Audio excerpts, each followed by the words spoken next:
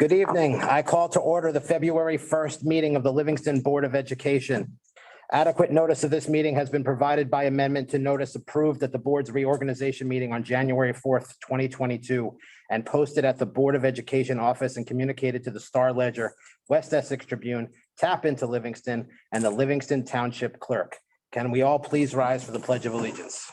I pledge allegiance to the flag of the United States of America and to the republic for which it stands, one nation, under God, indivisible, with liberty and justice for all. Mr. Davison, the roll, please. Ms. Arnett, Present. Mrs. Charles, Present. Mr. Cohen, Here. Mrs. Khanna, Yeah. Ms. Messer, Here. Mr. Hirsch. Here. Good evening, and I wish all of our friends in our community who celebrate a very happy Lunar New Year.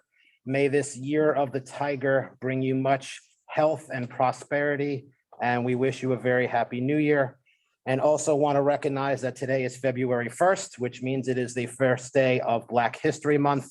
It is a really important time to take a pause and reflect upon the incredible contributions that the Black community has made to our country and to our community. And I encourage everyone to take some time to pause, to reflect, and to learn during this very important month. And with that, I turn it over to you, Dr. Block, for the superintendent's report. Thank you very much and good evening, everybody. It is February. It's hard to believe. We're excited. And I'd like to echo Mr. Cohen, Happy Lunar New Year. And I know we are excited in the schools with some Lunar New Year celebrations that happened today. And we are also looking forward to commemorating and celebrating Black History Month throughout the month in our schools. I saw some beautiful decorations for Lunar New Year over the last couple of days, and we hope everyone had a great holiday. We are really excited that our numbers in terms of our dashboard and COVID are looking so much better, both in our community and throughout the state. Our attendance rates for staff and students are back up, and we are on a really positive trend. We've already taken steps to bring some of our extracurriculars back in person and expand in-person attendance at some school-related events. And over the next week, we're going to be talking about areas where we might be able to modify some of our protocols if things continue to hold for the positive. We are planning a meeting with our health and medical advisors before the end of next week.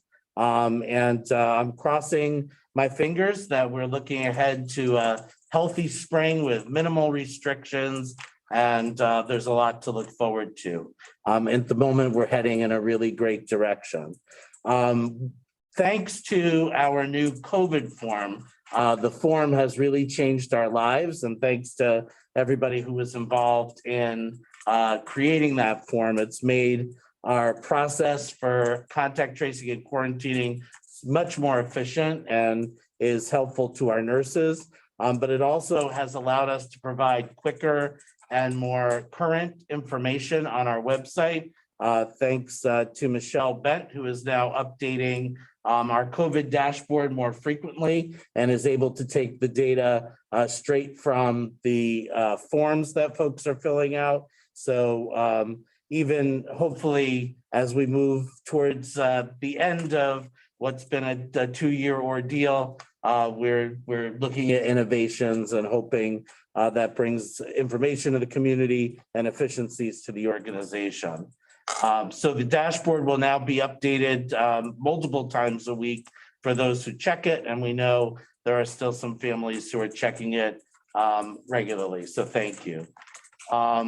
I regret that it took until January to film our first episode this year of Around the Block, but I am very excited to give our program a plug. Today, up on the our website, we invite everybody to take in the newest episode of Around the Block. It's on this episode, we feature Mr. Ken Jushma, who is the tech ed teacher at Heritage Middle School, who we found out just was selected to be awarded an international award for technology education teaching, which is really excited. I think you will enjoy the program. So when you have 10 minutes or so to spare, and your Netflix shows are all done, go to our website, livingston.org, for Around the Block. Our main feature this evening is an annual report where we get to share the wonderful accomplishments and next steps for our graduates from last year. And this year, Ms. Cruz, our Director of School Counseling, has been making this presentation for several years. And I'm really excited that joining her this evening will be our college counselor, Nicole Rothman. I know that there's some really wonderful information that they're going to share with you, and it's my pleasure to turn the floor over to Ms. Cruz and Ms. Rothman.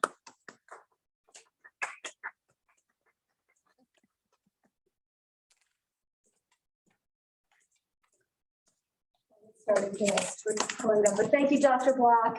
And of course, thank you to the Board of Education for having us here tonight to present our report on graduates for the class of 2021. We are always so thrilled and so excited to highlight and to celebrate our most recent graduates in their post-secondary plans. And quite frankly, with the class of 2021, we are especially proud of them navigating this process throughout the pandemic over the past 2 years. As well, I just wanted to echo Dr. Block's sentiments. I'm really excited to be here tonight with Nicole, who is going to present about her role a little bit, as well as really take an in-depth look at the data that we've been really looking at to highlight and to enhance our work in supporting our college counseling programs.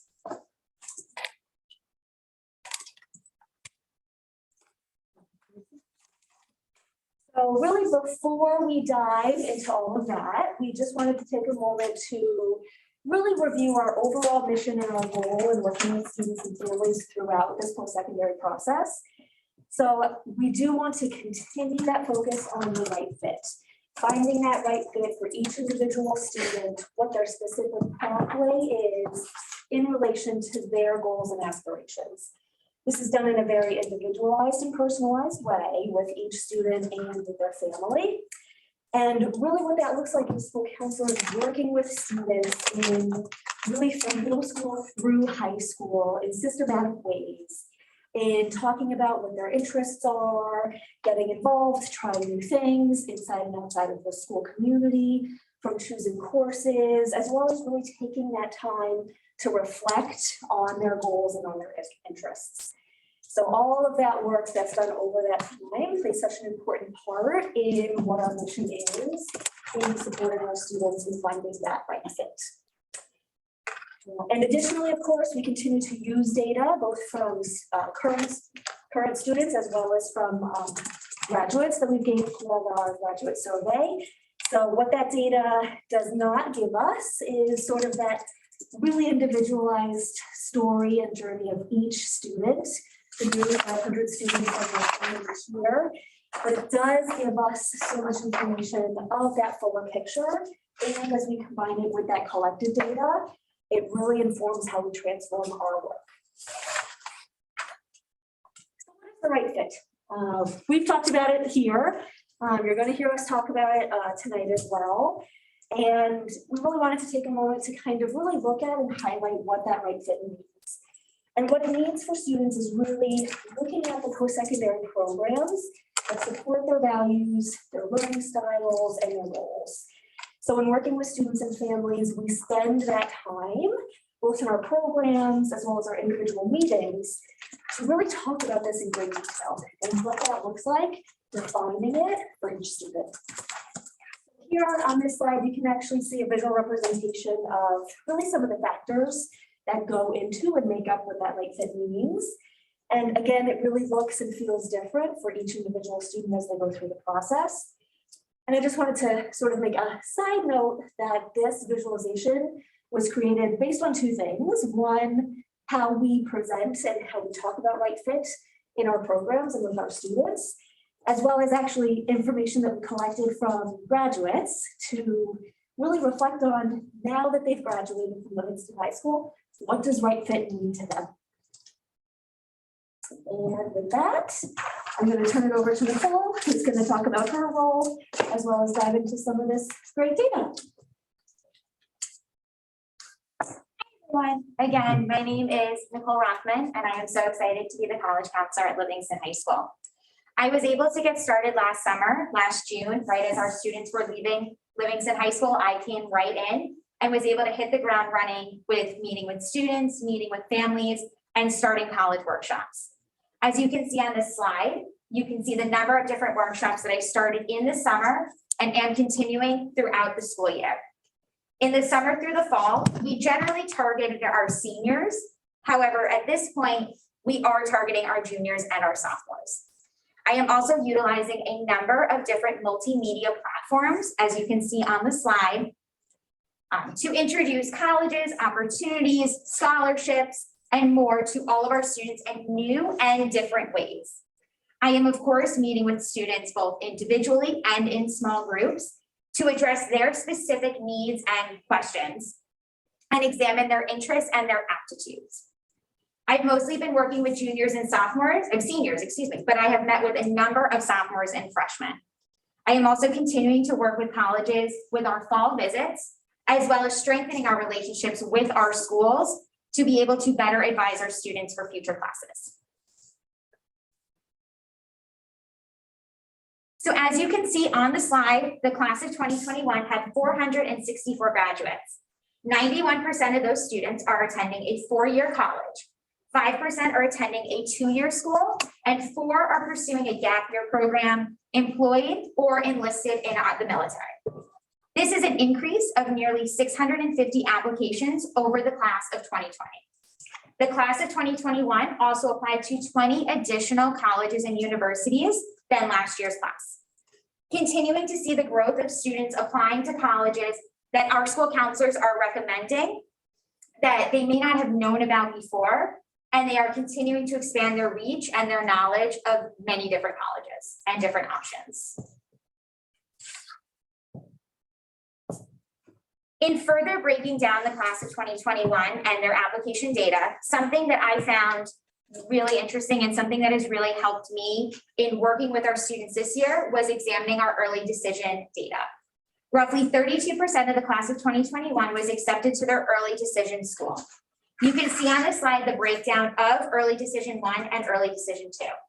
Just a note at the bottom that 17 students who were denied early decision 1 in the early decision 1 round applied to an early decision 2 school, and just under half of those students were accepted to their ED2 school.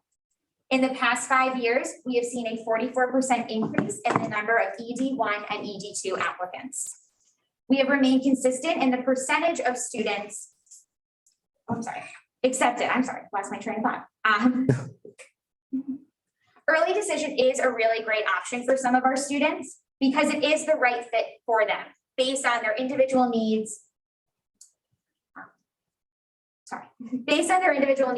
However, ED may not be the right option for other students because of the financial bindings of the ED application and the other options that are within the student's right fit. Given the finite decision of an early decision, for some students and family, committing upfront is not the best option.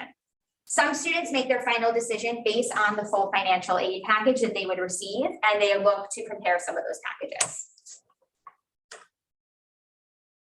Over the next few slides, we will be showing a 5-year glance of applications, acceptances, and matriculation. Here, you can see the consistent increase of student applications over the past 5 years. Most notably, we have seen nearly a 17% increase from 2019 to 2021 in the different colleges that students are applying to. This again speaks to the growth that we are seeing of our students really taking advantage of the opportunities presented to them from their school counselors and outside of the schools that they are generally familiar with, those names that they hear over and over again.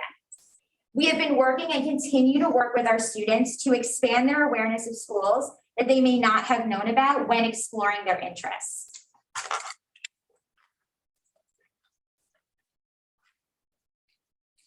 For this slide, the 5-year glance at acceptances, What we are taking away is seeing the growth of the individual colleges our students are being accepted to, and specifically also the number of states that our students are being accepted into. We're seeing our students are being accepted into most places geographically and in some new places as well. We are proud that this reflects our goals of expanding reach for our students. In regards to matriculation, we are really proud of the consistency of our graduates matriculating into a number of different individual colleges and universities across the country. While we see this consistency, we do see changes in the individual schools our students are choosing to attend each year, and the reason why they are choosing to attend those specific institutions and programs. These choices are made and based on their interests, financial need, and overall right fit that we have continued to talk about. This is where we seek to continue to enhance our work with students to translate that expansion that we've seen with acceptances and applications to where they're actually choosing to enroll.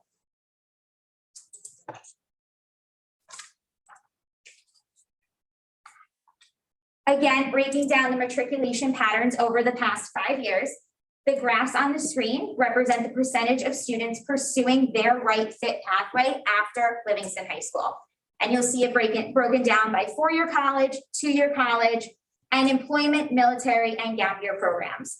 We definitely have noticed consistency that we've been able to maintain over time. Finally, in looking at the class of 2021 matriculation data, you can see here the breakdown of our general education students and our special education students. What this data does not specifically show is the right fit that all students pursued, including students who enrolled in programs that offer intervention and very strong support services. The work of our transition coordinator and child study team, and our collaboration between myself and the transition coordinator and the child study team, has been substantial in expanding post-secondary options for our students in pursuit of their academic and career goals. A goal that was accomplished last year was the creation of a post-secondary transition and support website, which serves as a comprehensive and robust resource for all of our families.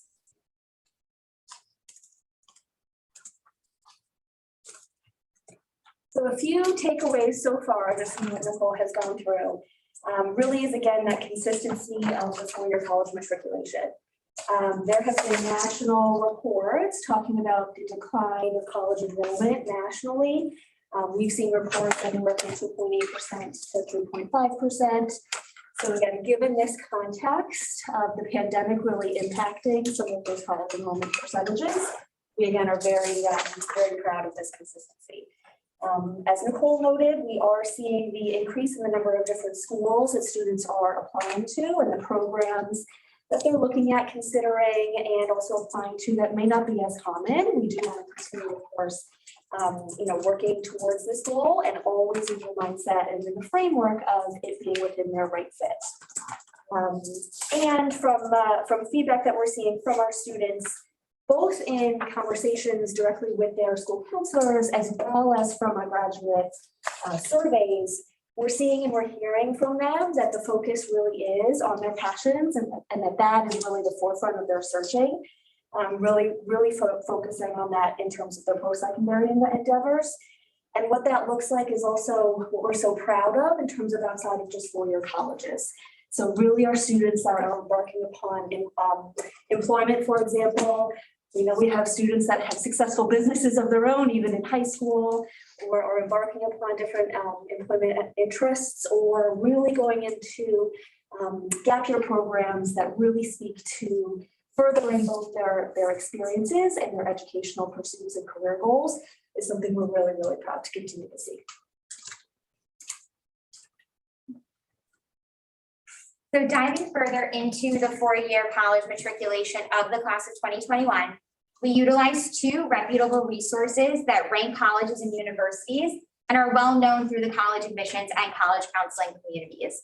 On this slide, we utilize RUG's recommendations, college rankings, and college ratings. RUG's breaks down four-year colleges into three distinct groups: most selective, very selective, and selective, based on certain criteria, some of that including majors. The fourth category indicated on this chart, not ranked, is showcasing the schools that are just not included in the RUGS rankings.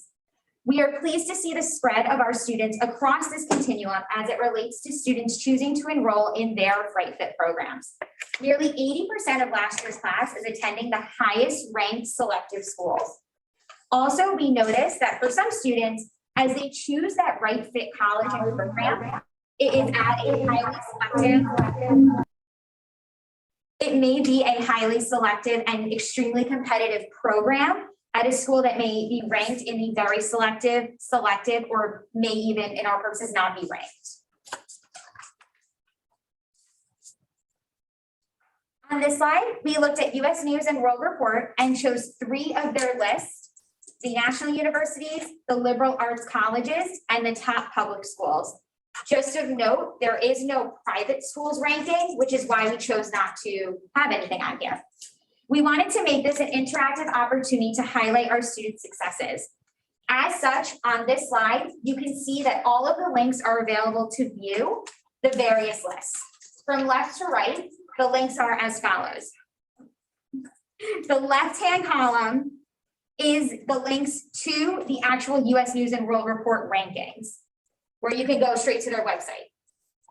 As you move to the right, you will see the schools our students applied to, were accepted to, and matriculated to on those corresponding lists. Across the top of the chart is the full list of individual schools that our students applied to, were accepted to, and matriculated to. Please note that because some of the schools are tied for certain ranks, that's why there are sometimes maybe more than 50 schools on each list. US News and World Report is often another ranking system ranking system that is helpful for our counselors, our students, and our families in narrowing down their choices. While this can be useful, it is also important to recognize that US News and World Report uses different categories that are part of a process of deciding these rankings that may not be substantial in the decision-making process for some of our students and families. But we wanted to show this as a true celebration, that our students, again, are matriculating into the top selected schools across the country. This is beneficial data for me as I begin to work with juniors this spring and really drill into those lists and really work with them one-on-one to expand where they are applying, and especially as we continue to increase and see growth in our students interested in liberal arts colleges. In looking ahead to this year's class, we are seeing that we are consistent and on track with our student applications, with over 4,800 applications being submitted as of early January. Additionally, within these application types, we are seeing consistency. For example, the number of students who are applying in that ED1 application type.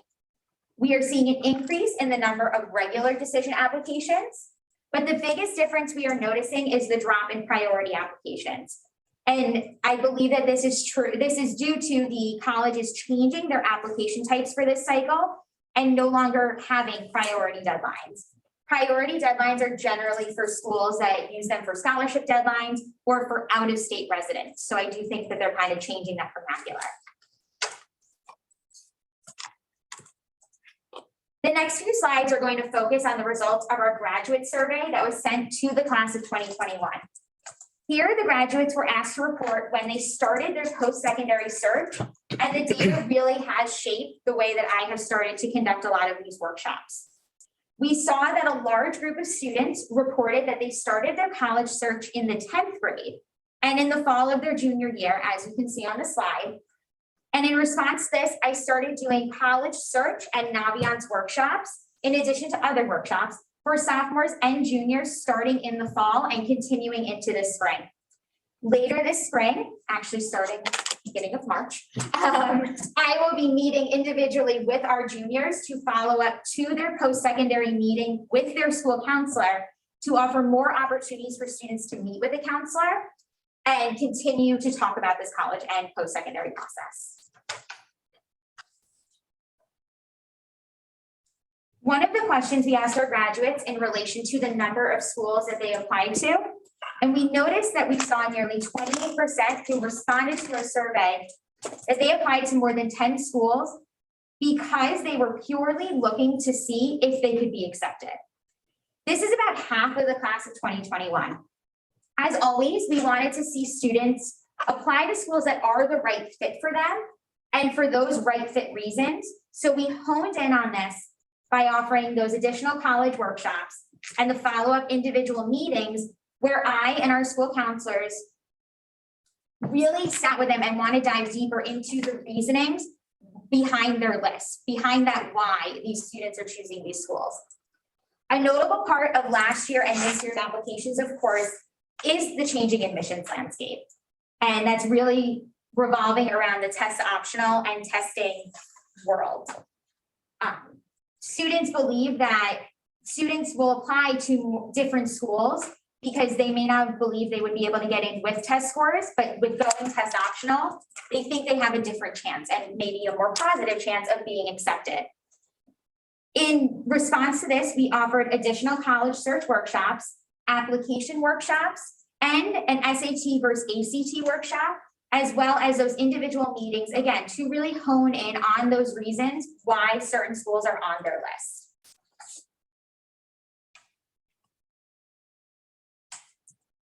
One particular area we are looking to improve on is our outreach about scholarships.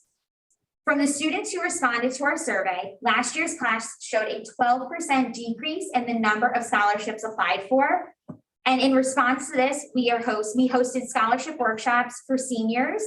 And in addition to those workshops that we offered in the fall, we are using our multimedia platforms to educate and promote any scholarships that kind of come our way, anything we can find.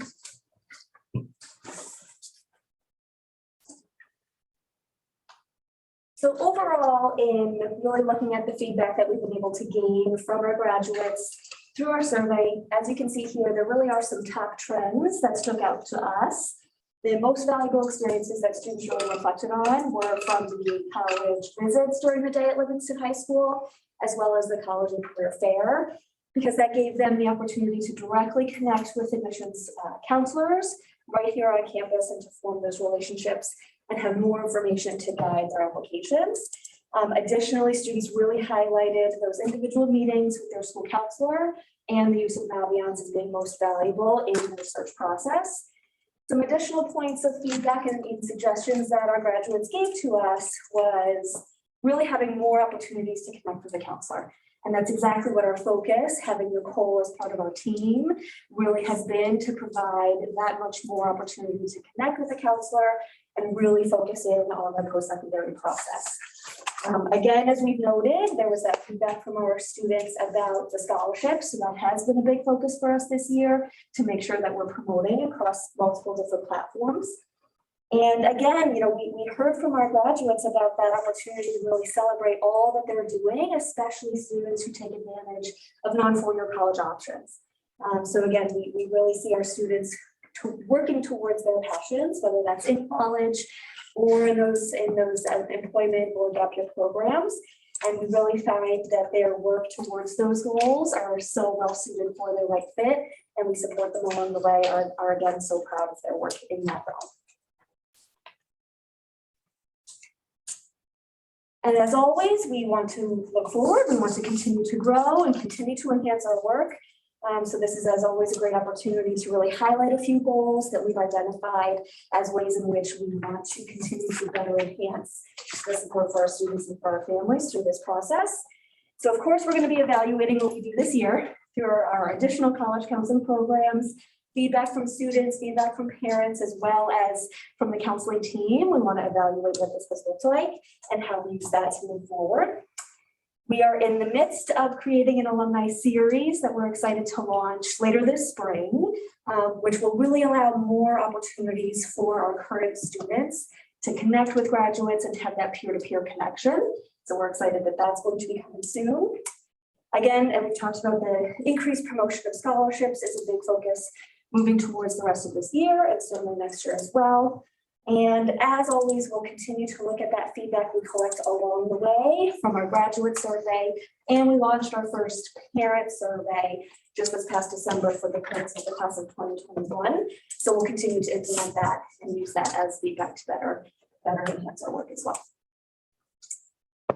Thank you so much. And we take questions from board. Thank you very, very much. I share the applause, but The latter. a very good story, a very good presentation, and a very positive evolution in this report. I know I have my questions, but I would like to hear from my board colleagues first. So whomever has questions, please feel free. Or is it just me? Good question. I was wondering with the changing landscape around testing, what you're advising students to do, not just this year, but for going forward for those schools that have committed to being test optional for a number of years. So with guiding to, I think this kind of relates to how do we guide students also towards certain tests, but then also the advising that comes afterwards is those workshops. My SAT versus ACT workshop really helps to teach the student about the differences between the tests, because although they are very similar, they do have slightly different things that they're testing. And also just the general landscape of the test and what the differences are sometimes more suited to certain students over others. I know I can speak for myself in that regard, that I notice a difference in myself. So that's really what that workshop is. And then kind of going into that, how do we then advise students on this changing landscape of submitting scores or not submitting scores? I know personally, I know the school counseling team as well. We sit down with the student, we look at their scores, and then we'll actually break down each individual school to decide which schools should receive the scores and which schools we believe they should apply test optional to.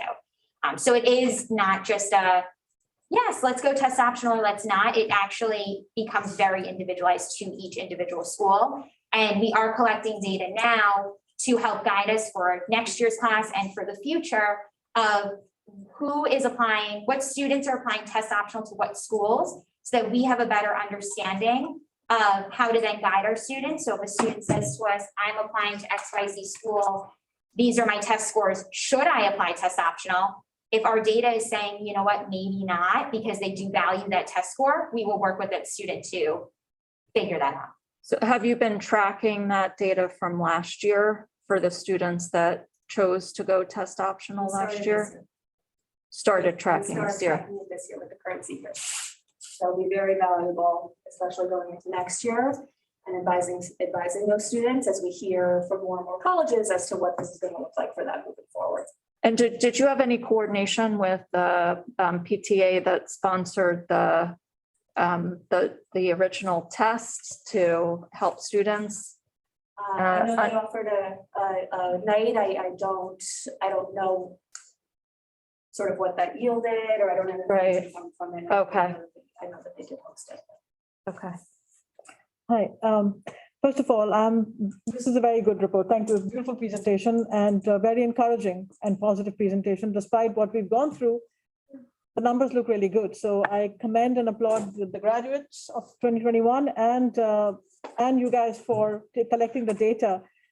And I thank the graduates who are giving their feedback so we can focus and know that we are on the right path. So on that note, could you explain the Alumni Series that you plan to do? Sure. So part of me doesn't want to let sort of too much out of because we haven't officially shared this with students and parents. But we really are looking at a multiple sort of branch approach so that students really from any grade level can be involved with and connect with our graduates. So from, being involved and participating and learning from students on a panel discussion and looking at what that could look like, thinking about really putting together an alumni day and what that can look like to help bring some students back onto campus even. And as well as really looking at how can we partner with students at specific schools to help connect students who are interested in those schools or in those particular majors. Because we know our students want to hear from our graduates who are in those places that they're looking at to get that sense of the community, the belonging, some of these really important pieces of the right fit. So the details, will be forthcoming very soon, but we're really excited to get this in motion and to really form strong relationships with our graduates and come up with really great and exciting ways to. It's exciting. It's an exciting proposition for sure, because Livingston itself has produced such tremendous graduates who are so well placed. So that strengthens our own network going forward, not just for college admission, but also for job placement. So if we can really tap into that, that will be so brilliant. Thank you. All right, so thank you so much for the presentation. That was, it's nice to see, as Vanita said, how well our students are doing despite of the challenges through this pandemic. I just had a quick question. So do counselors assist students in the schools that they're looking at? I'm sorry, can we talk clarify a little bit? Yeah, do the counselors assist the students at the type of schools that they'd be looking at, like the different types of schools? that- Sure. Yeah. So we're working with students and kind of gathering that information on the right. Right. fit. They absolutely work with and suggest and make recommendations as to, here are some schools that we should look at. I actually know something that we're really proud of doing is throwing in some schools that maybe don't fit that perfect mold of the right fit right now, because it can change over time as students go through this process. So our counselors really do take the time after having these conversations and having them throughout the year, and Nicole, will be doing this as well, to again, recommend schools. Why don't we really take a look at this school? It might not be exactly what we're looking at right now, but there's a reason I'm recommending it, to really examine and explore. And let's come back and circle back to this to see what you gain in that exploration. As Nicole mentioned, to really moving forward, especially with her role, to drill into these lists that much more and to sort of challenge students in an appropriate way as to putting together what that list looks like. So we want to be collaborative with students and families, of course, but also really do our due diligence at recommending schools, again, sort of that may not be as common, or they might not, know one. That came to me because I remember just a student sharing something with me personally, and it was just wishing that that Livingston High School just had more information on HBCUs, so historically Black colleges and universities. So that was just where that question is. No, and thank you for sharing that, because we always need to grow and improve. I know Nicole has done some highlights, and we'll continue to make sure that we're doing our own education and ensuring that we're informing students and families as well. Thank you. Nicole, thank you. Thank you for being here. That was great. I just have a question about the early decision numbers. So when you look at the, 118 applied, 37 accepted, was there anything that, what are the takeaways from this? Is that what we would expect? What do we learn from that? So, yeah, I wasn't sure if you were starting to speak, that's why. It's hard with the mask. Yes, I know, it's hard with the facial expression. So it's hard to expect what we're gonna expect with the ED data. But something that we do our best when supporting our students in that early decision route that they're going to take is that passion for the school. We want to see that at the forefront. And we want that to be seen in the ways that the student is looking at the school, approaching the school, communicating with the school, and all of that. So just because a student applies ED doesn't necessarily obviously know we can see, doesn't mean that they're going to be accepted. But we're going to support our students in any way that they can when they are choosing to apply ED. This comes after lengthy conversations. But the takeaways from it is we're trying to help students not just say, I want to apply to this school as an ED because I think it's my best chance of getting in. We want to make sure that the student is making that decision well thought out. It is not just a quick decision of overnight. They're deciding, I want to apply ED here. We're having those conversations. We're taking the time with them. And I think that's our biggest takeaway is, I don't know exactly, but I feel like a lot of our students, the ones that sometimes, I'm not gonna say always, because it definitely changes, the ones who have been in the office talking about applying ED to certain schools, like those are the ones that I'm at the forefront of my memory, knowing those ones are getting in. So I think it's helping them and supporting them in every way that we can for that process. And I think that's where we're noticing the benefits. So I think that's my biggest takeaway is let's help this student support. I'm going to help support and the students support themselves in that application. And I'm even just thinking, some of the conversations I know you've had with college reps directly as decisions have been coming out, whether through ED or EDA. I know that we've heard from colleges directly with early decision, they can feel that passion through the application. They are getting a full picture not only of who this student is, but especially in those supplemental essays, for example, they can feel that this student has fully committed themselves. And that they're hearing from the student thereafter. I know it's sometimes really hard for students with early decision or early action. They want to send extra letters. They want to send more stuff to really show their school, you're my number one. And when it's the student who's really doing that outreach, we often hear from the colleges.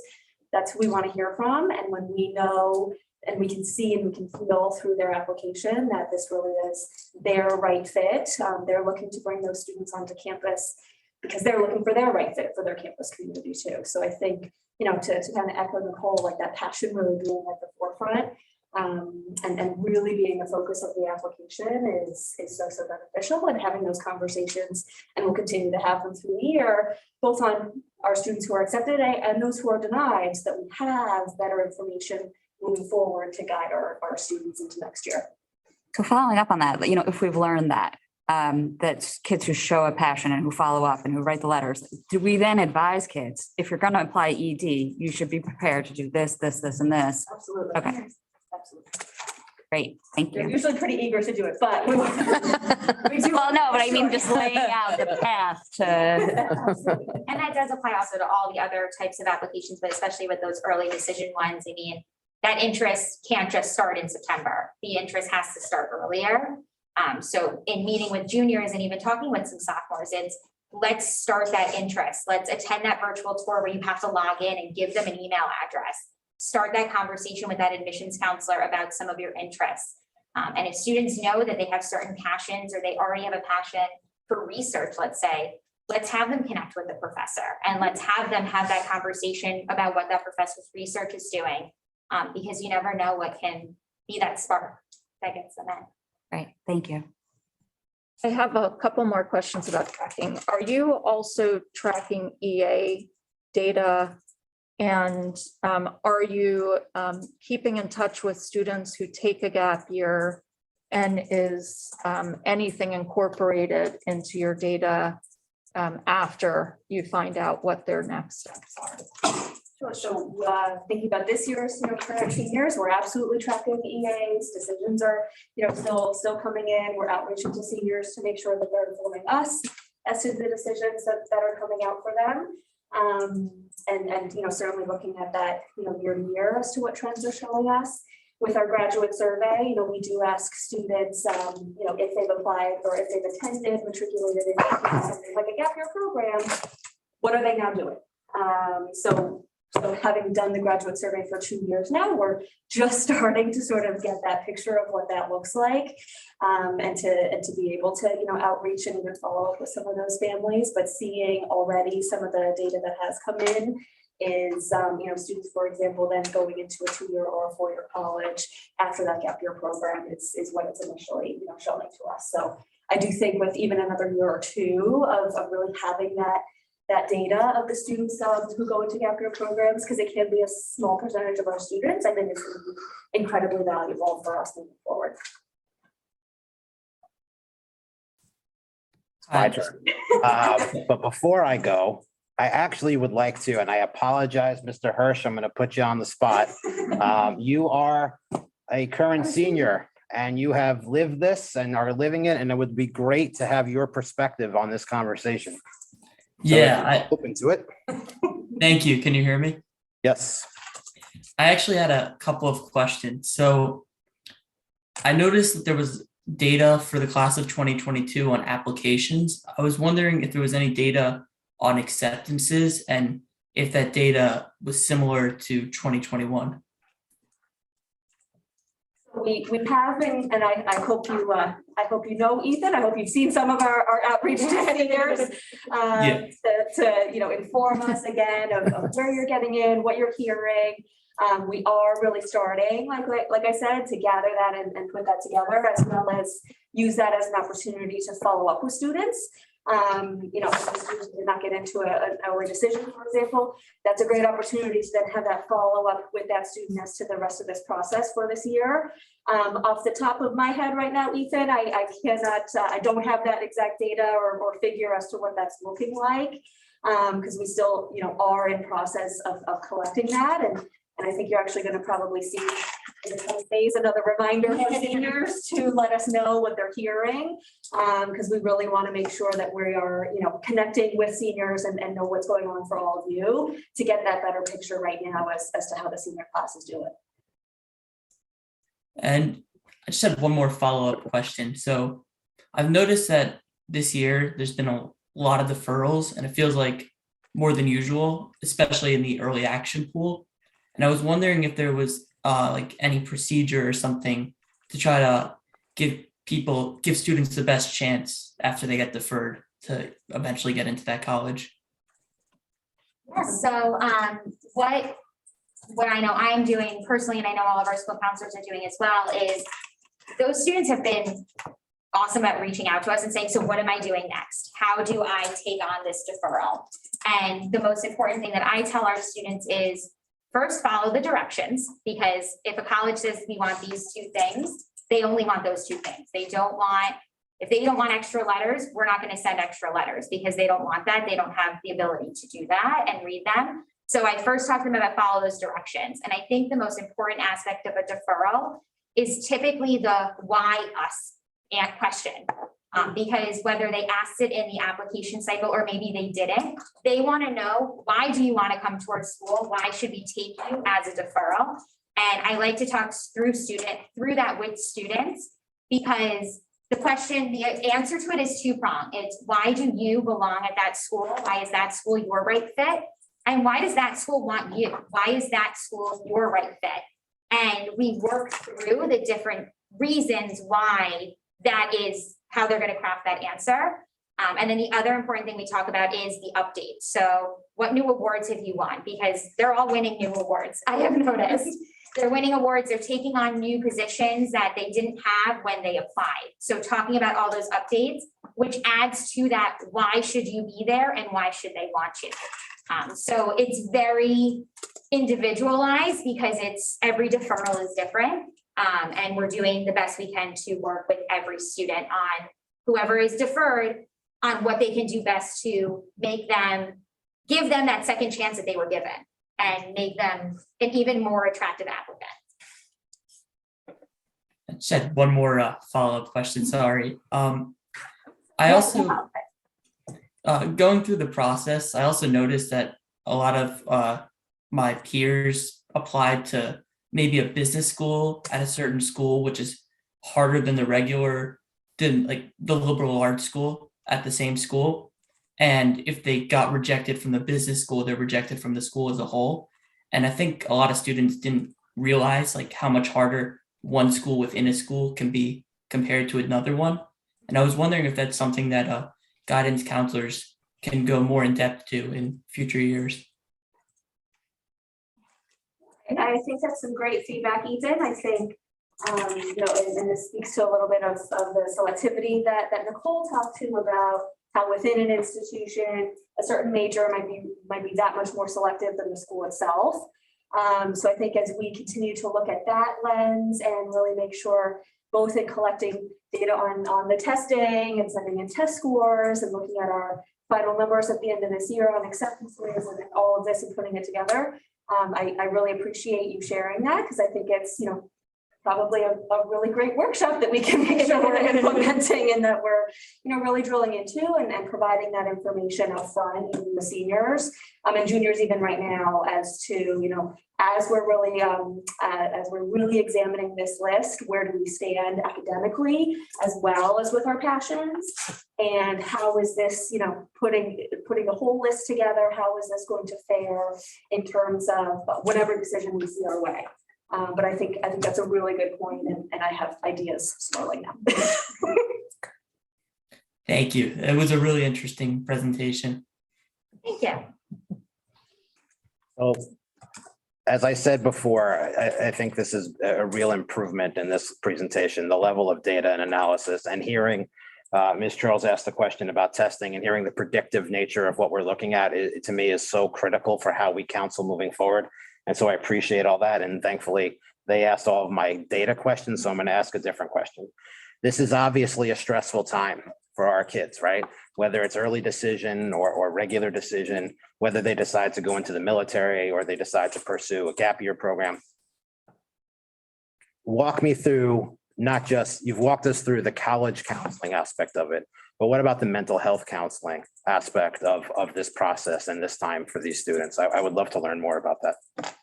I think I appreciate the question, Seth, because it's absolutely in the forefront of, I think, all of our minds in every aspect. And I think it does really go hand in hand, thinking about even that right fit and what that looks like.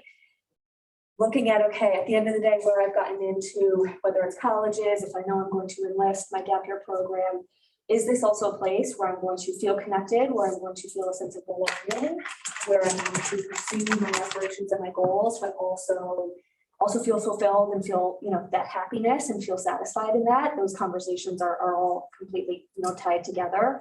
I also think, that addition of having our monthly check-in with students that we've continued to do, provides just another layer of checking in with students and saying, hey, how are you doing? We're here, and having that other opportunity to really check in with how students are doing socially and emotionally in terms of their mental health. Quite frankly, I think with a counseling lens, the mental health conversation is wrapped around every conversation that we have with a student, whether it's for post-secondary planning, for scheduling, if they're having a conference with a friend, whatever it may be. This is actually something that they're asking and really having in-depth conversations and asking pointed questions related to how a student is doing in terms of their mental health. And of course, following our procedures as we need to make sure that they're getting the support that they need. So I think it's really completely wrapped up in all aspects of counseling. Thank you. Yeah, the stress management aspect of this is so critical. So thank you. Excellent. Great. Thank you very much. Thank you.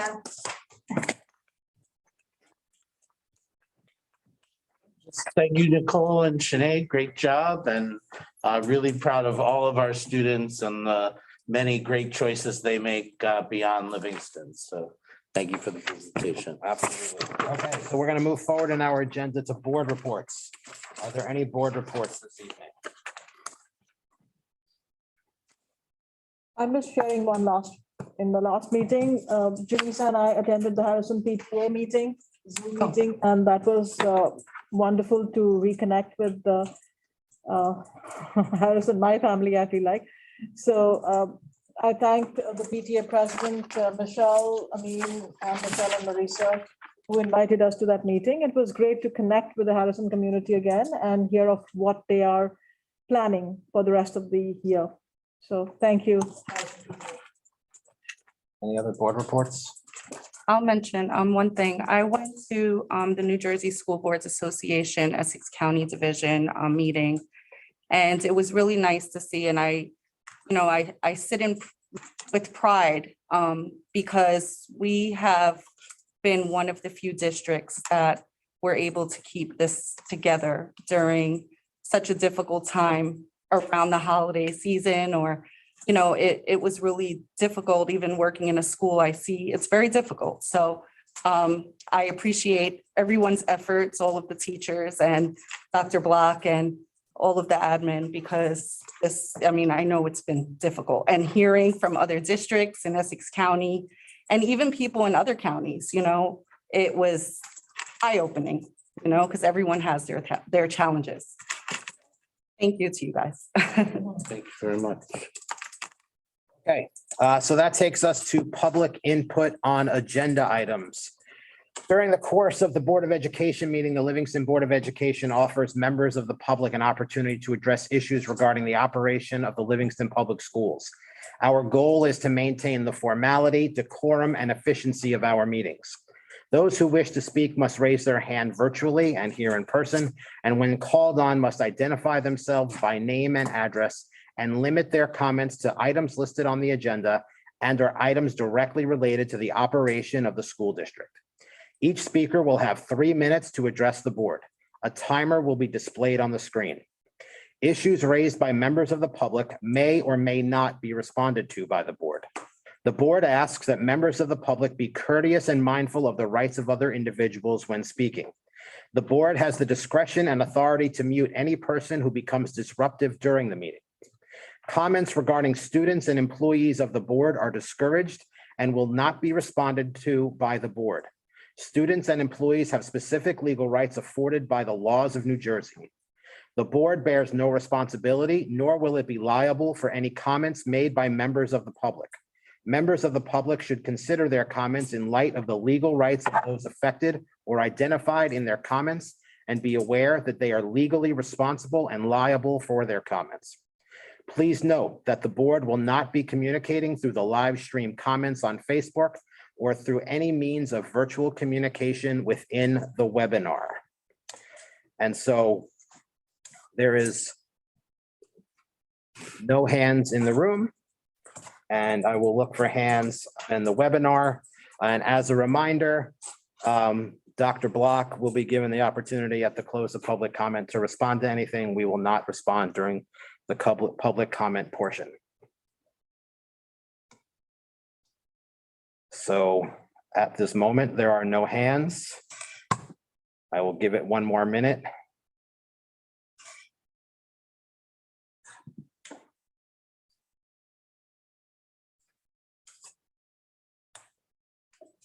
Okay, and with that, I'm going to close public comment. Dr. Block, there's nothing for you to respond to. Okay, so that takes us to voting items. Can I have a motion on item 3, 3.1 and 3.2 business? So moved. Second. Any questions? Mr. Davison? Ms. Arnett, Yes. Mrs. Charles, Yes. Mr. Cohen, Yes. Mrs. Khanna, Yes. Ms. Messer, Yes. resolutions are approved. Can I have a motion on 4.1 for the memorandum of understanding on personnel? So moved. Second. Any questions? Davison? Ms. Arnett, Yes. Mrs. Charles, Yes. Mr. Cohen, Yes. Mrs. Khanna, Yes. Ms. Messer, Yes. resolution is approved. And can I have a motion on item 5.1, the HIB report? So moved. Second. Davison? Ms. Arnett, Yes. Mrs. Charles, Yes. Mr. Cohen, Yes. Mrs. Khanna, Yes. Ms. Messer, resolution is approved. Okay, we now move to the workshop portion of our agenda, which is a preview of the February 8th, 2022 meeting.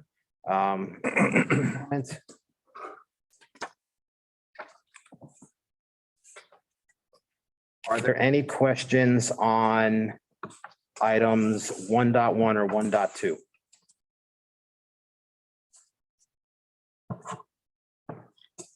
Anything regarding student services 2.1 or 2.2? Okay, moving forward on business 3.1 to 3.6.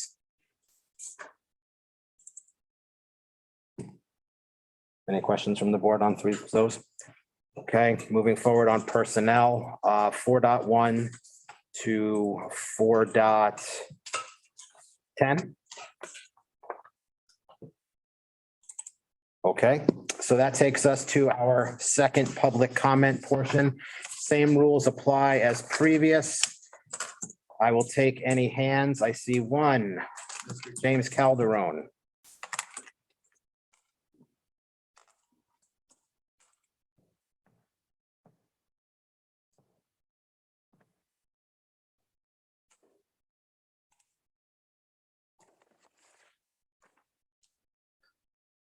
Give us one moment, James.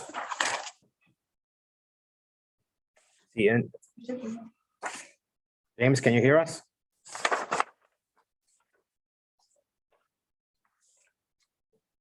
Still see him as attendee with his hand up.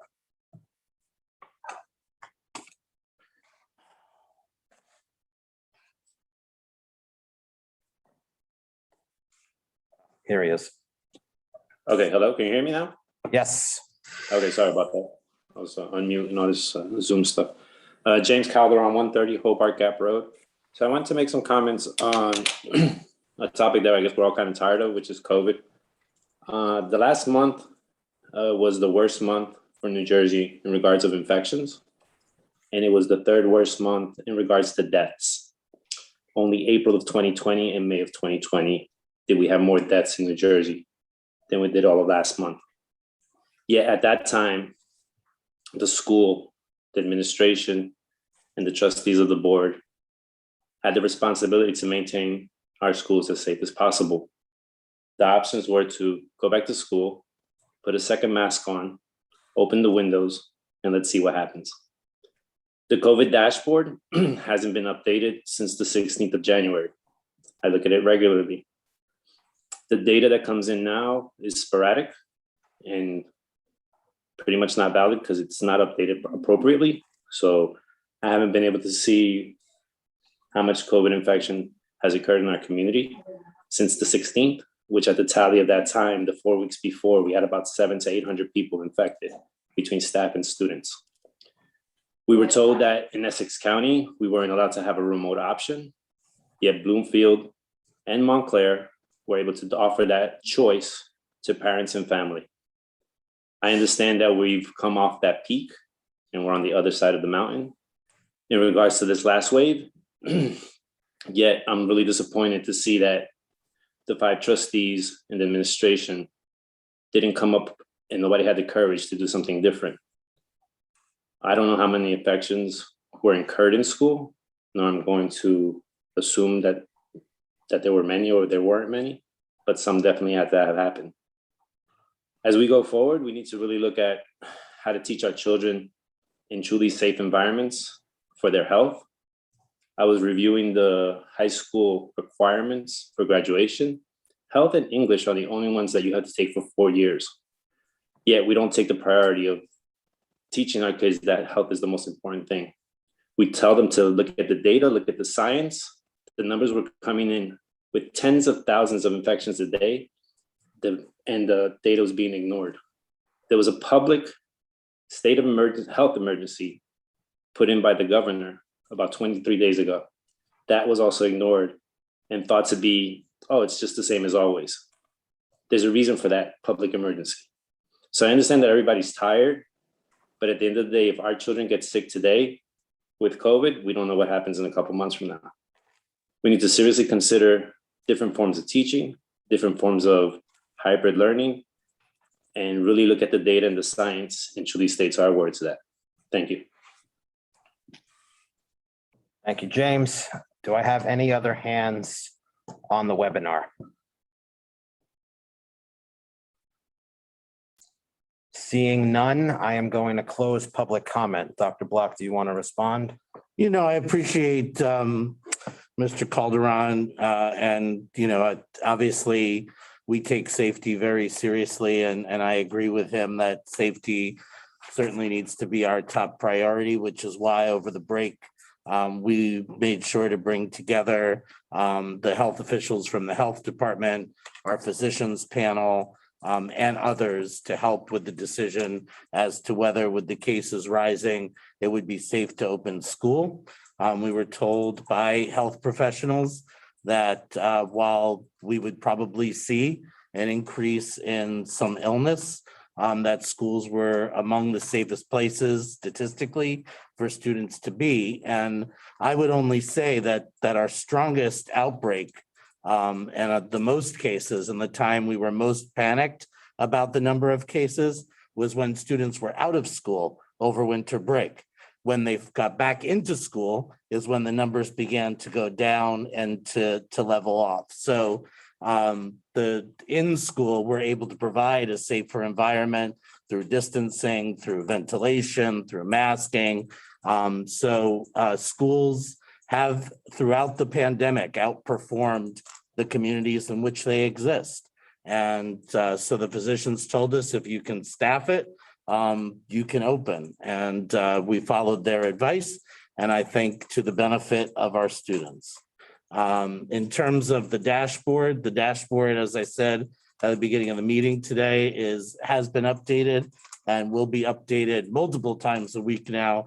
And the information on there is fed directly from our daily COVID form. So the data couldn't be any fresher and more recent as it now is on our website. Thank you. Thank you.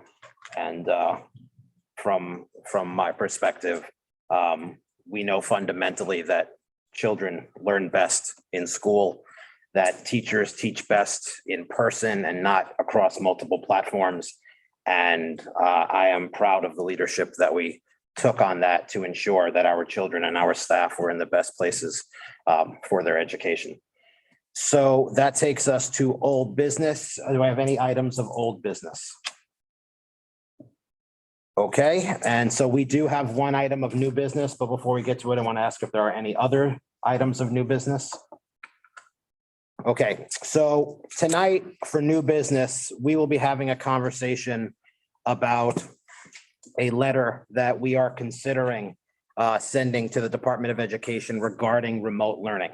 This is a letter designed for the purpose of advocating for the use of a limited number on an emergency use basis of remote learning days to help offset snow days and other potential emergency needs.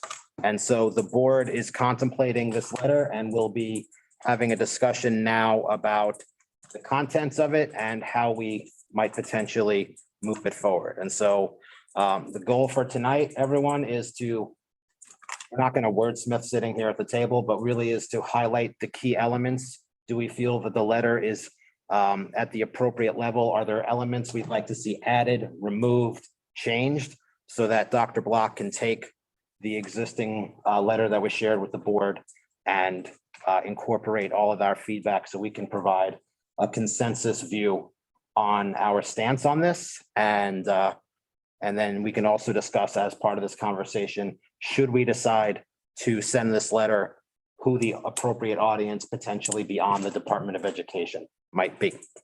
So I know Sam and Pam, you both emailed comments, so I'm going to start with both of you. So Sam, if you don't mind discussing your feedback on the letter. And I'm not supportive of the letter nor the bill that is in front of the legislature. Seth, as you said, we know kids learn best when they're in school and teachers teach best when they are in school. And I think we should have 180 days of in-person instruction. And I think once you open the door to say for certain emergencies or, certain weather conditions, it is a very slippery slope. And I think ultimately it's our kids who get shortchanged. So while this year it would have been helpful, with Lunar New Year today to have had that option, I think the downside, the risks outweigh the benefits. And I don't see a scenario whereby I would be supportive of waiving the 180-day in-person requirement because I don't see how our kids benefit. Maybe just to clarify for anybody who's watching the conversation, the bill that is, it's in its pretty early stages, but from what we've seen, the bill looks like it could be, it still probably will go under revision, but it could be a bill that gives districts the ability, potentially without limit. We don't know that that's where it'll end up, but potentially without limit to declare a remote day or offer a remote option, at the discretion of the Board of Education and the superintendent. Like I said, that I don't want to get anybody panicked, but it's in its very early stages. What the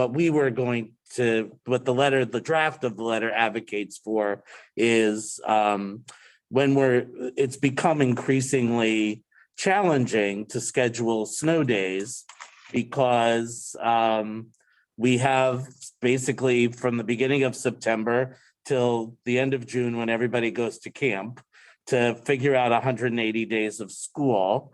And that's, so we've been over the last couple of years down to 2 snow days a year, and nobody wants to give up holidays and nobody wants to give up vacations. So the letter really advocates, and it's very strong, I think, and could be stronger if the board sees it fit to make it stronger, on a limit, being able to put on your calendar a limited number of days where the board and superintendent, like a snow day, would have the option to go remote, so the day would count towards the 180. And I understand Sam's point that could open a door that could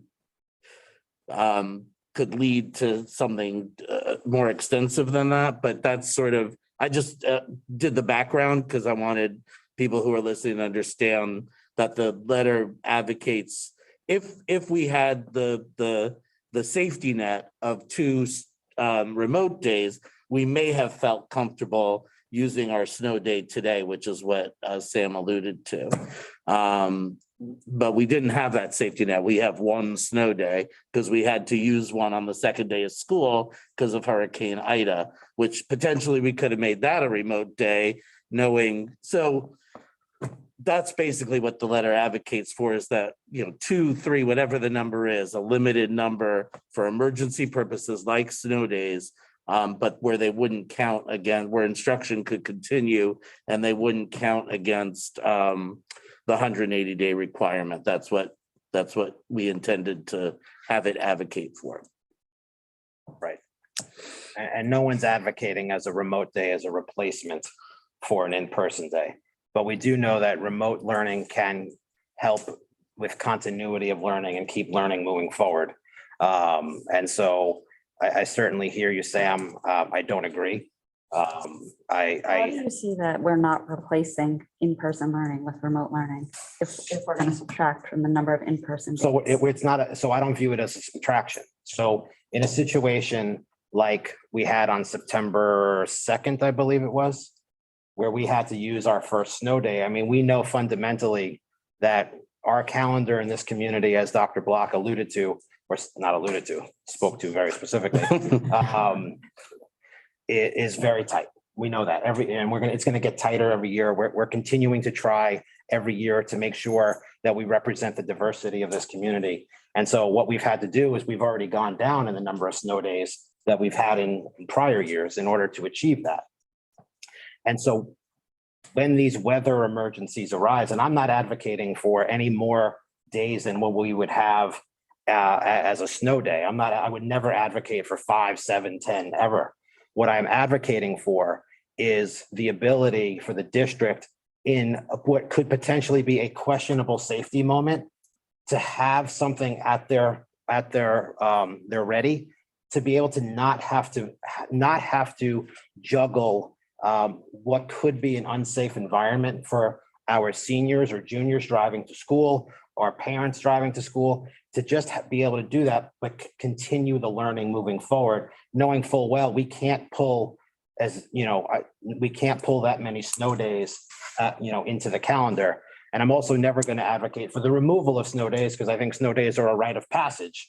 And we should, when it really snows, kids should be out there sledding and throwing snowballs, because that's what I want to be doing. But so for me, we know listen, I'm a big believer that the world is changing around us, and the fact that there are going to be more weather emergencies, there are going to be stronger storms. We've seen that. I would never advocate to replace remote. But what I would advocate for is the ability for the district to have at their tools in their arsenal 2 days that if there's a question mark, that they can keep learning moving forward without having to pluck a day off of vacation or having to do what we had to do for today. That's really what I'm advocating for. But I'm not disagreeing. I would never say we should go like 9, we should be in some hybrid school district. I don't believe in that either. We believe the same thing.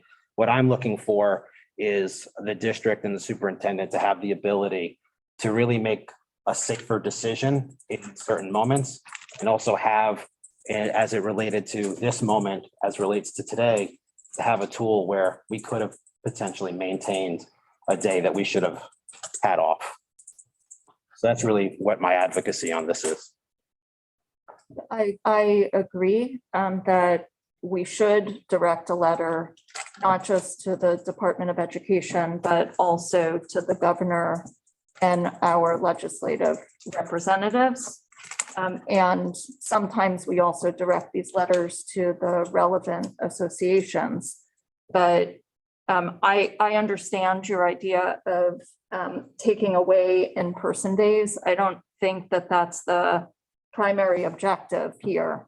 It is to give ourselves some flexibility, given all of the things that we need to do during the school year, to build in the time we need for holidays, but to give ourselves the flexibility in the event that we have weather where people still have power to use those days as remote options, which we've demonstrated we can do during the course of this pandemic.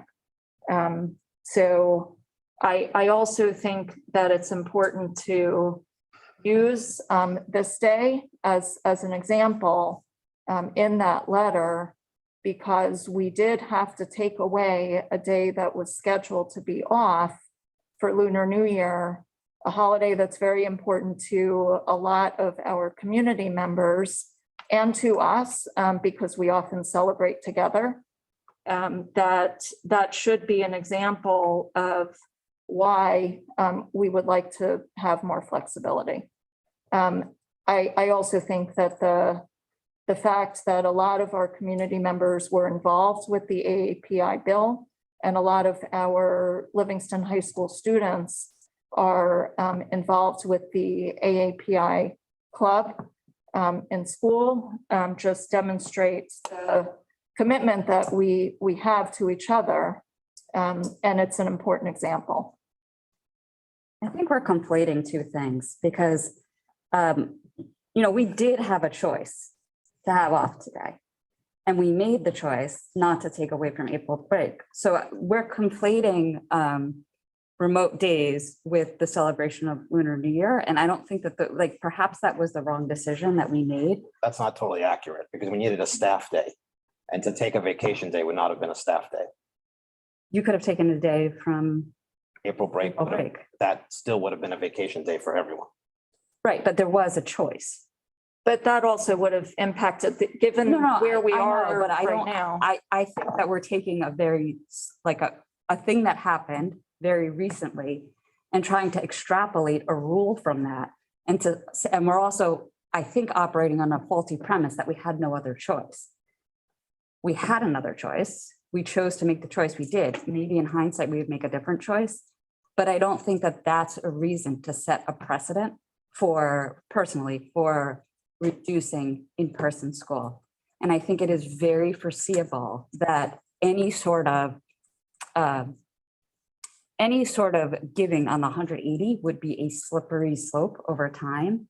And it's just not a point that I personally feel like I can concede, because I just think we owe it to our kids to have 180 days of in-person instruction. Well, I mean, we did, you're absolutely right. We did have a choice. We could have taken a vacation day from February break or April break or something later in the year. But so I mean, I think the key word is flexibility. So the negative of having these 2 days or 3 days, whatever the number is, this restricted number of days for remote learning gives us flexibility. That's the big benefit, right? It makes it easier for us to make a choice. It makes it easier for us on an inclement weather day that may be questionable to have a little less pressure in that decision. The clear negative is what you're saying, is that in essence, it takes the 180 in-person days and reduces it by whatever number that that districts are permitted to go remote. So that's, I mean, that's the argument in a nutshell as to whether, to me,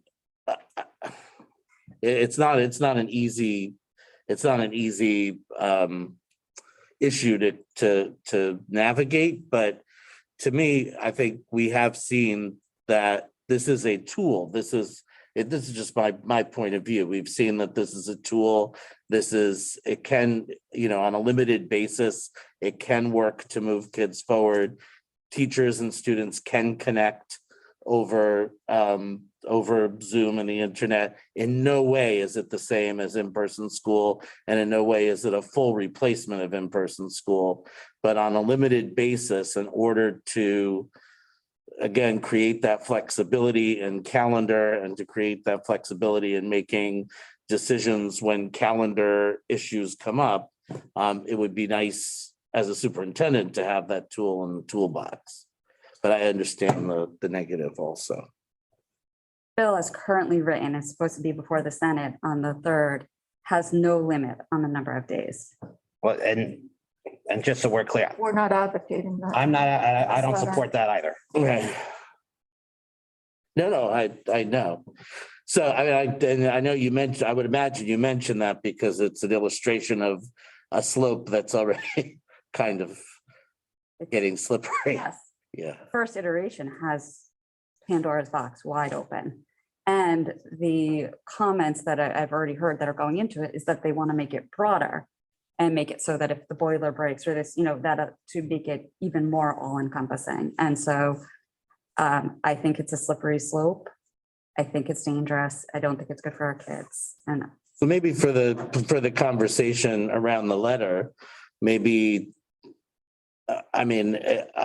we can decide between now and next week, or the board could decide between now and next week, whether the board is comfortable advocating for a couple of days on a limited basis. But we can temper the letter by saying that the Livingston Board of Education does not support for lack of a better term, a free-for-all of a remote option. And maybe, we can write something that's a little bit more balanced that way, and says and advocates the limited as a better option than the broad, and see if maybe that's something we can sign on to. I would be comfortable with that. I want to hear from Janice and Yeah. as well. Sure. I understand Sam's point completely. But I also understand having those extra days is extremely important. So I think what you just, to your point, maybe advocating for specific number of days rather than, just days. Because then it kind of keeps things, and one of the things that, we're facing is also just trying to be culturally, responsive to people. And we want to make sure that all of our community members feel like they're included, a part of this community. And the only way to do that is to make sure that we're celebrating the diversity of our students and our community members. So. Thank you. I completely understand, Sam, your point of view, because yes, it is a slippery slope, and we send the kids to school for a reason. They learn the best in the school environment, and that's why we don't homeschool so much. But I wasn't too alarmed because as I read the opening of the draft as it is right now, it says, allow districts the flexibility to provide a limited number of virtual learning days for emergency purposes. So I thought that was kind of very clear as to where our mindset was. And I feel that the technology that we've gotten used to in the pandemic time is something that we should probably hold on to for emergency purposes. As Seth pointed out, that the climate change is also very visible. We are having some kind of a deadly storm almost every year, so which forces us to close schools. And we don't want to give up any of our vacations, and we don't want to give up any of our snow days, and we want to be culturally responsive. So it's very tough to accommodate everything. So I in my mind, I think this is a good option to have, but with a defined number, probably limited number, so that it's not open-ended, as Sam, you pointed out. I wasn't aware that the bill as it sits now does not. It's broad, yes. So, Yeah. so yeah, I think that would be key, but I think the draft opens up quite nicely, and I think our focus is in the right place. So I would support this, actually. So are there any other I mean, so what I would like to do is take these comments, work with Dr. Block. We will sharpen the letter, we will advocate, and I think we should put a number in there to be very specific of what we are advocating for. I think we should also sharpen our language on what we're not advocating for, which is broad use of this. And let's come back together and let's, and obviously if folks want to send over any other points of view or additional commentary, we can do that. But let's reframe the letter, let's sharpen the letter, and let's see if we can come to consensus. And I agree with Pam when you said it should also be forwarded to the governor's office. It should not just stop, I think that's a great idea. Yeah, put that in my notes as well. I just don't want this to be surprising to anybody. I've been invited to testify on this issue. And I would, if I decide to do so, I would not be doing so as a board member. I would be doing so as in a professional capacity. So I don't want, I think I've made it clear what my stance is on this. And so I would not be saying anything inconsistent with what my stance is. Okay. Unless there are any other comments, I'm going to take a motion for adjournment. All in favor? Aye. Any opposed? Is adjourned. Good night, everyone. Thanks, everybody.